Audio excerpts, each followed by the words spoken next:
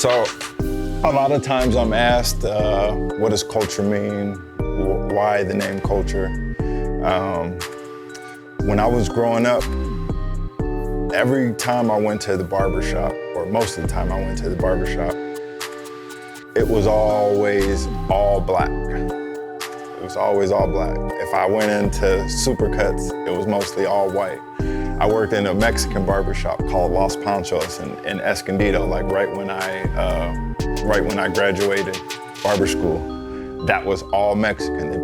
They played Spanish. I think it was like around the Super Bowl time, and I remember working, they were playing the Super Bowl in Spanish. It was only for Mexicans. So I always said, when I open up a shop, I want to open up a shop that every culture can come in. There could be a Chinese guy walk in, a Mexican guy walk in, a Samoan walk in. Because 9 times out of 10, the barbershop is catered and tailored around a certain culture or a certain race of people. So, like I said, I wanted to have a barbershop that was diverse. That was basically my ideal of owning a shop. I mean, the guy who's been with me the longest, my longest employee or whatever you want to call it, he's from Culiacan, Mexico. He speaks English, but you know, it's kind of broken English. And I just thought it was dope that I could work next to somebody who's nothing like me. You know what I mean? Like outside of cutting hair, we probably would never hang out because, you know, he's a different culture and I'm a different culture. And then there's a white girl from Idaho and there's a black dude from New York, you know what I mean? And there's a Mexican dude from the Bay. So I just wanted to be able to put all of these people under one roof. And that's what I'm looking to do for Culture 3 too. Oftentimes when people come from out of town and they say, hey, I was looking up a barbershop. And the very first thing Black people do is they say, I knew I had to come to this shop because the name of it is Culture. But I always let them know that it just says culture. It doesn't say black culture, it doesn't say nigga culture, it just says culture. So that means any and everybody can come in there.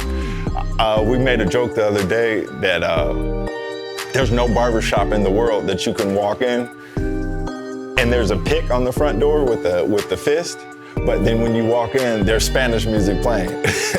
He's playing corridos or whatever the case may be. And I've had to talk to some people before. Man, why are we listening to this? Why are we blah, blah, blah, blah? Because it's a multicultural shop. You know what I mean? You're gonna get a little Spanish, you're gonna get a little Calvin Harris, you might get some country music, who knows what you might get. And that's exactly what I wanted. Because like I said, every time I walked into a barbershop before, it was just rap, trap, rap, bitch this, hoe that.